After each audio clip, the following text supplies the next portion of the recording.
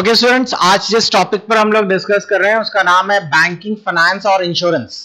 ये आप लोगों का ट्रिपल सी में एक नया मॉड्यूल ऐड किया गया है लास्ट ईयर से, और इससे अप्रोक्सीमेट 4 से 5 क्वेश्चंस आते हैं। ये बहुत ही इजी से क्वेश्चंस होते हैं। आप लोगों को जो मैं लिस्ट ऑफ क्वेश्चंस दे रहा हूं, आप लोग सिर्फ अगर इतना ही प्रिपेयर कर लेंगे तो आपके वो सारे 4 से 5 क्वेश्चंस कंफर्मली क्लियर हो जाएंगे। तो चलिए एक एक करके क्वेश्चंस बता दें आप लोगों को। आप लोग स्लो में देखते रहिए, आप लोग चाहें तो अपनी स्क्रीन पॉज करके उसको नोट कर लीजिएगा। ओके कैंडिडेट, सबसे पहले शुरुआत करते हैं यहां से। इसमें लिखा गया है, पहला तो बैंकिंग से कुछ क्वेश्चन से देख लीजिए किस तरह के। We should keep our saving with the banks because हमें अपनी बैंक में सेविंग स्टोर करके रखनी चाहिए, क्योंकि बैंक में सेव रहता है, इसमें इंटरेस्ट मिलता है और हम इसमें पैसा कभी भी निकाल सकते हैं। और ऑल ऑफ द अबव, जाहिर है कि इसमें ऑल ऑफ द अबव सही जवाब है। Number second, bank does not give loans against, ये कई बार पूछा गया है। बैंक इनमें से किस पर लोन नहीं देता है? गोल्ड ऑर्नामेंट पे लोन देता है, LIC पॉलिसीज अगर आप वहां पे सिक्योरली जमा कर दें, मॉडरेट कर दें या फिर वहां पे जमा कर दें तो आप लोगों को लोन मिलेगा। लॉटरी टिकट्स पर कोई लोन नहीं होता। NSC का मतलब होता है नेशनल सेविंग सर्टिफिकेट, जो पोस्ट ऑफिस में आप लोग 5 साल के लिए खुलवाते हैं, बैंक उसके एवज में भी लोन देता है। तो इसका सही जवाब है lottery ticket. Next, bank have maximum number of branches in the India. कौन से बैंक की सबसे ज्यादा नंबर ऑफ ब्रांचेस हैं? तो इसका राइट आंसर है स्टेट बैंक। नेक्स्ट, 100 रुपीज के जो कॉइन है, सॉरी 100 रुपीज का जो नोट है वो कौन साइन करता है? ये क्वेश्चन हर बार पूछा जाता है। तो 100 रुपए का कॉइन कौन साइन, 100 रुपए का नोट कौन साइन करता है? तो उसके लिए एक बहुत सिंपल सा, ये देखिए यहाँ पर एक मैंने स्लाइड डिजाइन कर रखी है। आपके पास 1 रुपीज नोट है, 10 रुपीज नोट है, और इसमें लिखा है 10 रुपीज जो नोट है, और उसके ऊपर के सारे नोट जो है वो रिजर्व बैंक गवर्नर साइन करता है। और जो 1 रुपीज का नोट है वो secretary ministry of finance sign करते हैं। और साथ ही साथ जो क्वाइन होता है वो गवर्नमेंट ऑफ इंडिया मिनिस्ट्री से अप्रूवल होता है उसका। तो ये आप लोगों के लिए इंपॉर्टेंट इंफॉर्मेशन है, आप चाहें तो इसे लिख भी सकते हैं। ओके, नेक्स्ट क्वेश्चन देखिए। ATM जो है उसका password should be keeped in, ATM का पासवर्ड हमें कहां पे रखना चाहिए? ATM का एक तो फुल फॉर्म आपको पता होना चाहिए। ATM means automatic teller machine, और इसका पासवर्ड हमें डायरीज, ऑफिस डायरीज कहीं नोट करना चाहिए। तो हमें ATM का पासवर्ड कहीं नोट नहीं करना चाहिए, इसको मेमोरी में स्टोर करके रखना चाहिए, वही सबसे सिक्योर जगह है। ATM का पासवर्ड किसके साथ शेयर करना चाहिए? तो आप लोग स्पाउस यानी कि जीवन साथी नहीं, इनके पास तो कभी नहीं करना चाहिए, तुरंत खर्च हो जाते हैं। डॉटर, आसान कुछ नहीं, आपके पास सही जवाब है none of the above. ATM password कहीं सिक्योर या कहीं किसी से शेयर ना करें। Nomination can be done in, nomination का मतलब होता है उत्तराधिकारी बताना, कि अगर आप सेविंग बैंक में है, रिकरिंग डिपॉजिट खोलते हैं या फिर फिक्स डिपॉजिट, किस में आप नॉमिनेशन दे सकते हैं? तो आपको पता होना चाहिए नॉमिनेशन सभी में आप दे सकते हैं। आप FD फॉर्म बनवा लें, FD का अकाउंट खोलें, सेविंग या RD अकाउंट खोलें, सब में नॉमिनेशन फैसिलिटीज रहती है, ताकि कभी इन केस अगर मेन ओनर है उसकी डेथ हो जाती है तो नॉमिनी जो है उसको पूरा पैसा गवर्नमेंट दे देती है। नेक्स्ट क्वेश्चन कि आपके पास रिजर्व बैंक का गवर्नर कौन है? तो ये सही जवाब है उर्जित पटेल है रिजर्व बैंक के गवर्नर। नेक्स्ट क्वेश्चन, ये कई बार पूछा गया है, जरूरी नहीं कि इसी लोगो को दिखाएं, कोई दूसरे बैंक का लोगो भी आ जाता है। ये किस बैंक का लोगो है? सिंपल सा है, सभी को पता है, स्टेट बैंक ऑफ इंडिया का लोगो है। Next, minimum age for required to open saving bank account, सबसे कम उम्र कौन सी होती है जिससे कि आप लोग अपना सेविंग बैंक अकाउंट खोल सकते? तो ये माइनर अकाउंट्स जो होते हैं उनकी कोई एज नहीं होती, आप किसी भी एज से अपना अकाउंट, सेविंग अकाउंट खोल सकते हैं। तो इसका आंसर होगा नन ऑफ द अबव। अगला है, bank does not provide loans, bank इनमें से किस पर लोन नहीं देता? हाँ, शराब पीने और गैम्बलिंग खेलने के लिए लोन नहीं देता बैंक। KYC, ये भी कई बार पूछा गया है। KYC का मतलब क्या होता है? KYC का मतलब होता है नो योर कस्टमर। अब पहले तो इसके बारे में थोड़ा सा और देख लीजिए। जब कभी आप बैंक जाएंगे और अपना अकाउंट खुलवाएंगे तो बैंक जाते समय वो आपसे, बैंक वाले बोलेंगे कुछ डॉक्यूमेंट्स लेकर आइए, इस तरह के डॉक्यूमेंट्स, इन्हें कहते हैं नो योर कस्टमर, जिसमें आपके पास एक फोटो होनी चाहिए, एक फोटो ID होनी चाहिए, एक ऐसी ID जिसमें फोटो लगी हो, और एड्रेस प्रूफ होना चाहिए। ये तीनों चीजें आपको लेकर जानी पड़ेगी बैंक। अगर आप फोटो आईडी और एड्रेस प्रूफ के लिए इन्होंने कई सारे ऑप्शंस दिए हैं, आप ले सकते हैं। जैसे पासपोर्ट ले सकते हैं, ये जॉब कार्ड है, ये मनरेगा वालों के लिए है, ड्राइविंग लाइसेंस है, Aadhaar card, PAN card, voter card, ये सारी चीजें आप लोग कोई भी लगा सकते हैं अपने बैंक डॉक्यूमेंट्स के रूप में। आपको बता दें, अगर राशन कार्ड अब गवर्नमेंट ने नहीं यूज करना कहा है कि अब राशन कार्ड जो पहले लग जाता था अब ये एड्रेस प्रूफ में नहीं लगेगा। और नए वाले राशन कार्ड अभी डिजिटल वाले अभी वो ऑथराइज नहीं हुए हैं, अभी आने शुरू नहीं हुए, नहीं तो वो भी लगने शुरू हो जाएंगे। तो आप इनमें से कोई भी डॉक्यूमेंट दे सकते हैं अपना बैंक अकाउंट खोलने को, और इन्हीं डॉक्यूमेंटेशन को हम लोग कहते हैं KYC। क्लियर? नेक्स्ट है लोन फ्रॉम मनी लेंडर्स। और अगर आप लोग साहूकार, मनी लेंडर मतलब साहूकार, इनसे लोन लेते हैं तो क्या है इनमें, इनसे loans higher rate of interest पे मिलता है, इनके पास प्रॉपर अकाउंटिंग नहीं होती, ट्रांसपेरेंसी नहीं होती, या सभी। तो साहूकार से अगर आप लोन लेते हैं, जो प्राइवेट लोन देते हैं आप लोगों को, तो इसके लिए ना इनके पास प्रॉपर अकाउंटिंग होती है, ना ये ट्रांसपेरेंट रखते हैं, और इनका रेट ऑफ इंटरेस्ट बहुत ज्यादा होता है, पर मंथ के हिसाब से चार्ज करते हैं। तो इसीलिए इसका सही जवाब है ऑल ऑफ द अबव। अगला है ATM। ATM का मतलब automatic teller machines. Timely repayment of loan result.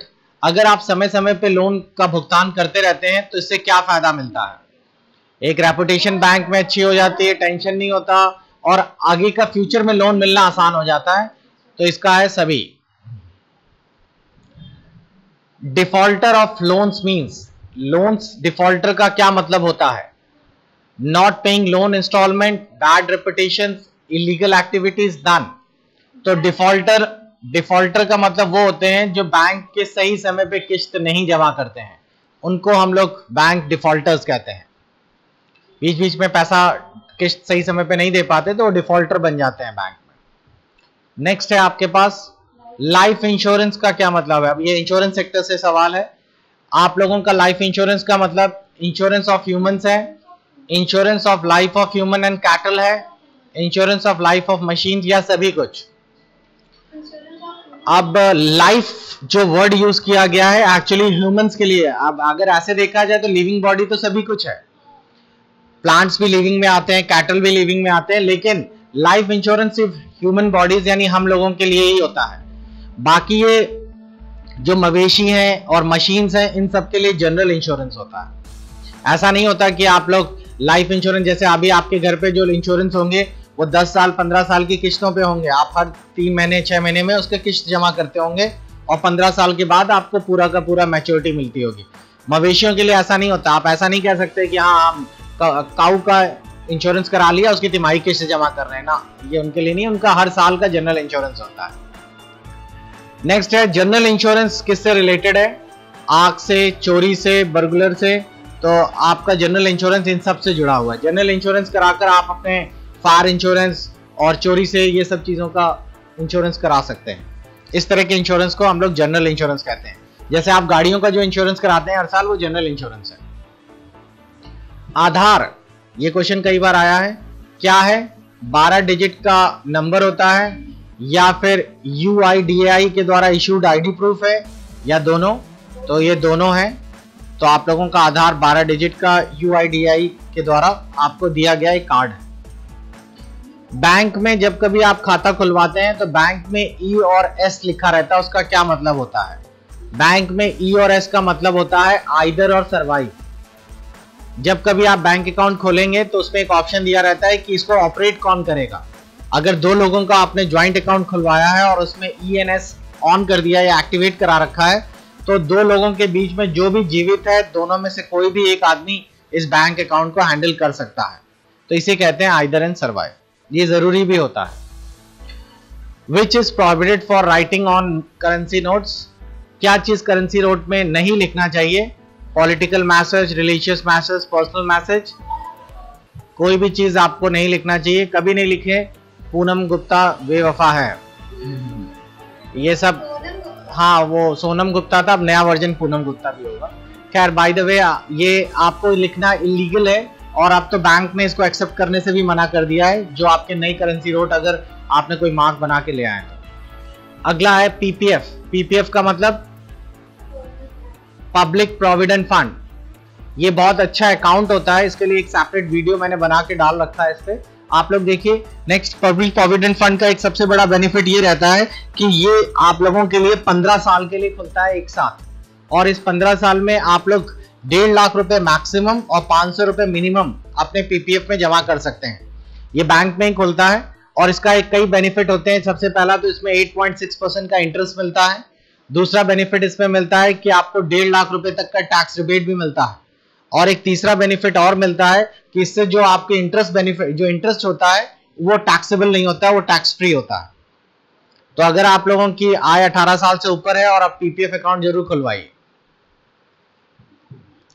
Next है highest demonetisation of money notes issued by RBI. बताइए कौन सा नोट सबसे ज्यादा है? तो अब ये पुराने नोट के हिसाब से लिखा गया है, वैसे आपको बता दें अब सबसे हाईएस्ट 2000 का है। एनआरआई का मतलब बताइए क्या होता है? एनआरआई जिसे आप, हाँ, नॉन रेसिडेंस इंडियंस हैं, ये वो इंडियंस हैं जो इंडिया में नहीं रहते, बाहर रहते हैं, तो इनको एनआरआई कहते हैं। और ये चाहे तो यहाँ पे भी अकाउंट खुलवा सकते हैं और चाहे तो अब्रॉड में भी अकाउंट खुलवा सकते हैं। तो एनआरआई इसका फायदा उठाते हैं, वो लोग कमाते हैं एनआरआई यानी कि फॉरेन कंट्रीज में है और अपना बैंक अकाउंट यहाँ पे डाल के रखा हुआ है और वो वहां से पैसा अपने बैंक में ट्रांसफर करते हैं और रेट ऑफ एक्सचेंज जो होता है रेवेन्यू का फायदा उठाते हैं, क्योंकि उनको डॉलर्स में मिलता है पैसा और इंडिया में रुपीस में कन्वर्ट होते ही महंगा हो जाता है। नेक्स्ट है पैन। पैन का मतलब परमानेंट अकाउंट नंबर है। आपको ये इनकम टैक्स डिपार्टमेंट इश्यू करता है जिसके बिहाफ में आप टैक्स पे करते हैं। आपको बता दें कभी भी एक आदमी के 2 पैन अकाउंट नंबर नहीं हो सकते, ये इलीगल है। नेक्स्ट है चेयरमैन ऑफ एसबीआई। ये हर बार चेंज होते रहते हैं। आपका एसबीआई का चेयरमैन कौन है आप नेट पे प्रॉपर्ली देख लीजिएगा। नेक्स्ट है बैंक लोन्स। किस पर लोन देता है बैंक? हाउस पर, होम पर, या फिर कार और एजुकेशन पर? सब पर। बैंक जो है वो लोन सभी चीजों पे देता है, पढ़ाई के लिए भी लोन देता है, एजुकेशन लोन होता है वो। Which currency note has a security thread? इनमें से किस करेंसी नोट में सिक्योरिटी थ्रेड यानी कि वो चांदी वाला एक धागा अंदर होता है? सभी पर होता है, 50 हो, 100 हो, 500 हो, सभी पे सिक्योरिटी थ्रेड आपको देखने को मिलेगा। जो पुराने नोट थे 1 रुपए वाले, 5 रुपए वाले, उन पे नहीं रहता था। नेक्स्ट है the safest place for keeping money. सबसे सेफेस्ट जगह कौन सी है मनी स्टोर करने की?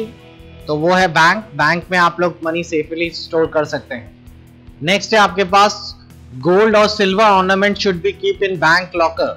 बैंक लॉकर्स में आप लोग गोल्ड और सिल्वर ऑर्नामेंट्स स्टोर करते हैं, क्यों?